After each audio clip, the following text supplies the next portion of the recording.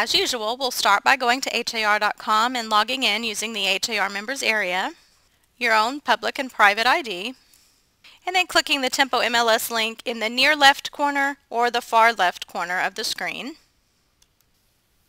Once in Tempo MLS, you simply go to the Add Edit menu and you can clearly see your selections. You can add edit a listing, add or edit the media on your listings, or you can add and edit open house information. We'll begin with the Add Edit listing area. From this screen, you can quickly access all your listings by a particular status or by typing a specific MLS number. From the next screen, you have to mark the dot, the radio button, to allow the system to know you want to manipulate that listing. Then you can edit the text of the listing. You can change the status or price of a listing. In this instance, you will not be able to change the listing agent. You can only edit your own listings. You can choose to order pictures, meaning you will hire a photographer. The price list is displayed here on the website. You can also take your own pictures with your own digital camera and simply use the Add Edit Media section to upload those photos. You can quickly and easily add and edit the open house information from here, as well as the menu at the top. Then you can print preview your listing. You can copy the listing, as I was mentioning before, from an expired, withdrawn, or terminated status back into active. Or the most commonly used is taking an active listing for sale and copying it over to the rental category. So about 90% or so of the information is carried over automatically for you, and then you'd have to fill in the appropriate rental fields such as a pet deposit and things of that sort. But it saves you a lot of data entry. If you began adding a listing that was saved as an incomplete and is not actually ending up as an active listing, you can delete that incomplete from this screen. You can also assign a Supra key box to your listing. If you have a Supra on your listing, you will just obtain the shackle code and serial number off the bottom of that Supra, type that into the system here, and then you'll be able to track who has entered the listing and what time and date they showed the property from a website. The SupraChem website will link the two together so that you can then check the entries to the house. Once the Supra key is assigned to the listing, you can also manipulate the times. If the seller says, for instance, they didn't want the property shown prior to 10 a.m., you can simply log on to the website and change the entry time so that after 10 a.m. only the lockbox will work, or up until only 5 p.m. or something like that. You can change the timing on the lockbox. The editing of the text is fairly self-explanatory, so I'm not going to go into too much detail on this particular tutorial. I will show you in the change status or price area. Once you log in, it's broken down into several different sections, so you would simply go to the section that's most appropriate, meaning changing the list price. I would manipulate that here and click change list price. If I needed to extend the expiration date, I could do that. And then if I'm changing it to pending, I need to pick the appropriate type of pending, either option pending, pending continue to show, or pending. So be sure that you're in the proper area. Just as when you're adding a brand new listing, when you're editing a listing, everything in blue letters is a required field. Again, if the property was going into pending continue to show status or pending status, you need to be sure you're in that proper section. And then of course down a bit further is sold or leased. Once the property has sold or leased, you would fill in the appropriate information about that closing. And then down just a bit further, we have the withdrawn, terminated, and expired sections. Of course, dates are required there, and that will automatically switch that property to that status as soon as you hit the appropriate button. And one thing I always like to stress is the difference between the withdrawn and terminated status. Withdrawn means it's temporarily not active in MLS for whatever reason, an illness in the family, a remodeling of the home, whatever the reason may be that you and your seller have agreed to, but you still have a legally binding listing agreement. Whereas the terminated status, you no longer have that listing agreement. Neither party, the listing agent nor the seller, are obligated in any way to each other any further after signing the termination of contract and removing the listing from MLS. The other section I want to focus on heavily in this tutorial is the Add Edit Media area.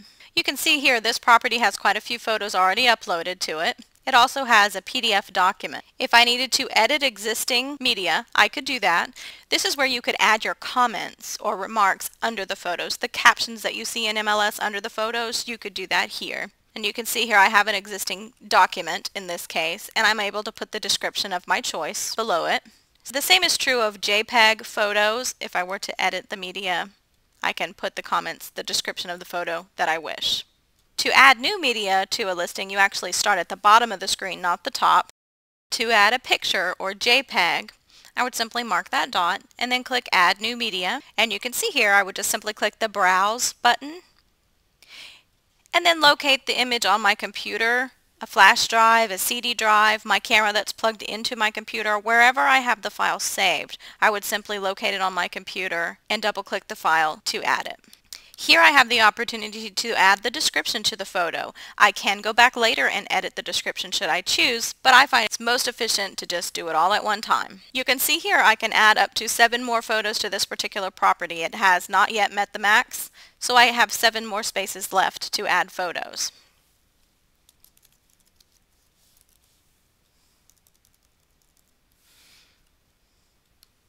Once you hit submit at the bottom, it automatically puts that photo on the listing and it's posted to har.com almost immediately. You can see here it confirms that the media was successfully uploaded and now it has been added to my listing. Now I have a few other options. I can set this as the primary photo on the listing, the main photo shown in MLS and on har.com. I can also reorder the list, so instead of it being the very last one in the list, I could move it up one notch at a time. I can view that one photo, or I can view the gallery of photos by clicking View All Media. And of course, finally, I can delete the selected image at any time. For uploading other types of media, the process is the same. You'd simply pick the appropriate type, such as an agent-only PDF document, a public PDF, a virtual tour URL, or other web hyperlink URL. You're not allowed to put URLs in your comments in your listings, but you can upload them as media to your listing. And then finally down here at the bottom of this section, it shows you that there is an option to fax in a document. If you don't have a way to transfer a document to a PDF to post it to your listing, it can be done for you. Same process, you simply mark the dot, click Add New Media. The next step will then ask you to fill in a small amount of information, and then it'll provide you a fax cover sheet with all the contact information you need to send the information in for conversion to PDF. Finally, the Copy button allows you to copy a listing from one status to the other or from one property type category to another.